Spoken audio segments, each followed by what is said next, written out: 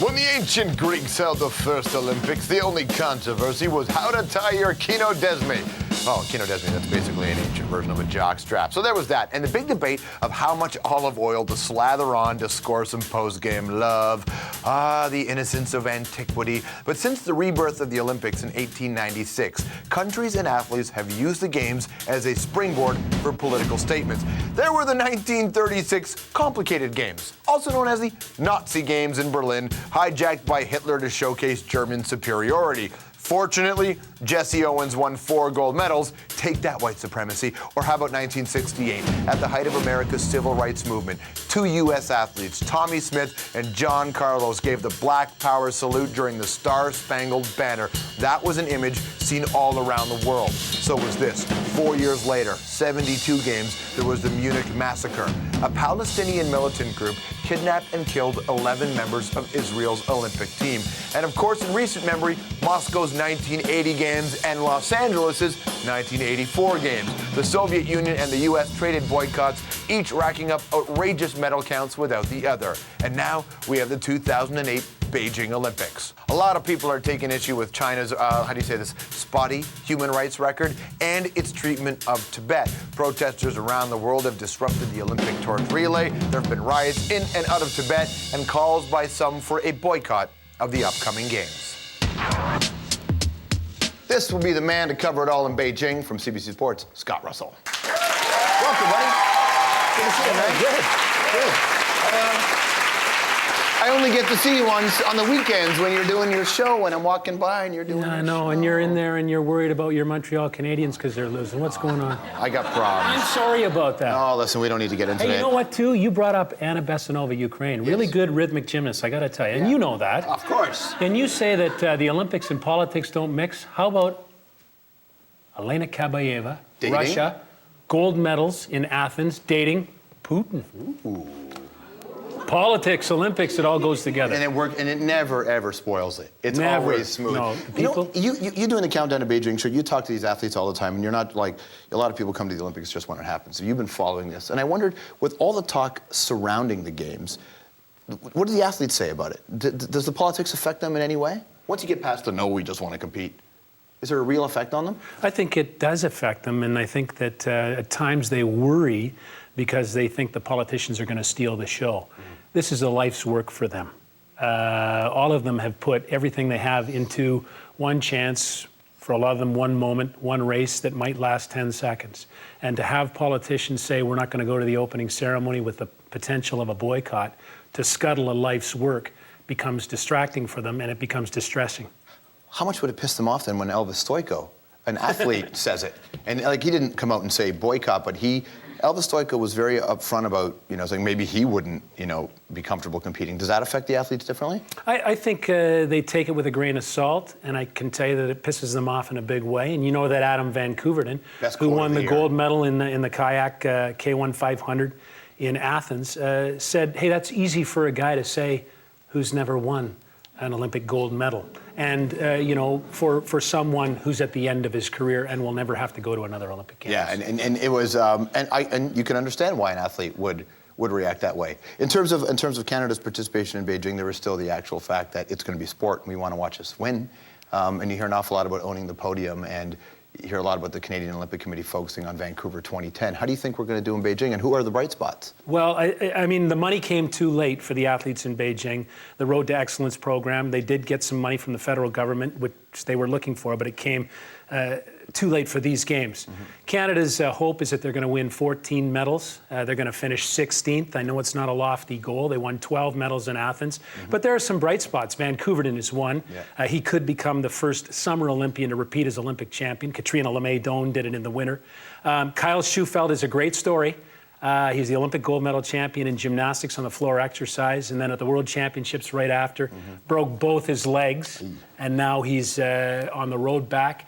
and happy to say very close. But it will be a real human story to see if Kyle can get there. Well, and there's a new sport that's not a new sport, but new to the Olympics that I'm excited to watch that a Canadian can do very well in, which is BMX. Yeah, and our Canadian has the coolest name in the world. Sam? Sam Cools. That's a very good name. Yeah. She's so cool, she's plural. Yeah. Which I think is amazing. Yeah. So BMX, that's a new sport? Yeah. In there, I mean, how much is that the X Games influencing the actual Olympic Games? Yeah, I think so, and it's very popular, and they eliminated some of the sports that were in the velodrome that were pretty complicated in order to get BMX in, and I think it's because of what you say. It's the X game. It has an appeal to a younger audience, and a lot of countries do it. Certainly. Another event, the 10K swim in open water.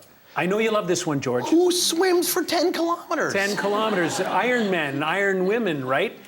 Open water. Will there be sharks? Open water, and no sharks in this case, because the open water happens to be the Shunyi rowing venue, where they're going to row, canoe, kayak, and so it's 2 kilometers long. They'll do 5 laps of the 2-kilometer pool. All right. A lot of when you talk about China, there is the political backdrop, but there's the other, the sort of the artistic performance. China has put a lot of energy into doing well at these games. How are they going to win everything? No, they're not going to win everything because there's a couple of questions involved with the Chinese. They're great athletes, got a great system, huge pool to draw from. The problem is, and no one has answered the question yet, is can the Chinese perform at home? So psychologically, it's going to be a very interesting process for them. And in the past, their gymnasts, who that's one of the strengths for them, haven't been able to deliver at the appointed time, particularly the women gymnasts. So this will be a big question because that venue holds 18,000 people, the National Indoor Stadium. It'll be tough for the Chinese. Hopefully, he says, not believing it, but hopefully this will not be the games with the drug scandals and all that. But I wonder if the Olympic Games without a Dick Pound as the head of WADA, the World Anti-Doping Agency, will there be an impact in any way? I don't know. The head of WADA now comes from Australia. They're still very vigilant. I think one of the things about China, because there's so much focus on the Olympic Games and the success of the Olympic Games in that country, I think that the systems for catching the cheaters are very sophisticated now. And I was at the Olympic venues for equestrian sport, albeit in Hong Kong. Most sophisticated labs in the world for testing for doping. And I think that's going to be the case across the board in China. You were there. You've been checking it out. How are the buildings coming along? Colossal, and they're ready to go. The Bird's Nest, 91,000 people there for the opening ceremony and the track and field events. It's fantastic. The Water Cube, the aquatics venue, state-of-the-art, ready to go. National Indoor Stadium, Shunyi rowing. They also have a whitewater kayak venue there that's like a giant hot tub with jets in it, creates the pools and everything like that. So David Ford of Canada, who is a former world champion, loves the venue, and they're ready to go. They're the biggest and most impressive venues I've ever seen. You know, depending on which almanac you read, they say that it's going to rain on the opening ceremonies, and the government in China has found a way to maybe not make it rain. What have you heard about this? Seeding the clouds or some... There's a technology, right? If there is a threat of rain, George, they fire iodine into the clouds. It rains 2 days before the opening ceremony, so it's blue sky all the way along. Hey, really? I'll tell you what. That's what they did at Woodstock, man. Yeah. They seeded the clouds and it freaked all the hippies out. Yeah, and it's going to happen here because, believe you me, they can do it. They can do anything they want. We were on top in December of a building that was 60 stories high. Looked out everywhere you saw, smokestacks, pump and guck out into the air. Yeah. We were back 2 weeks ago. We got back from Beijing, back on the same top of the building. All of the smokestacks shut down, silent.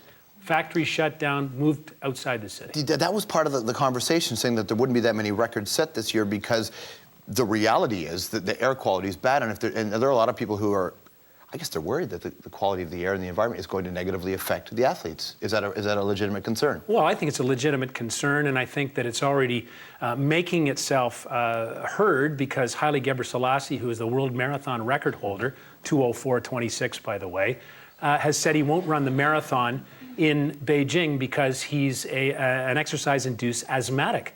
And so not going to run the marathon, going to run the 10,000 meters. By the way, I ran the marathon in Boston 2005, George. How'd you do? 3:46:01. I was 6,771 in a field of 18,000. So believe you me, I know how fast 2:04:26 is. That deserves applause. He's not just a guy who talks sports, he does sports as well. But you know, I tell you, I ran in Beijing when I was there the last time every day, albeit it wasn't a marathon. I wasn't feeling adversely affected.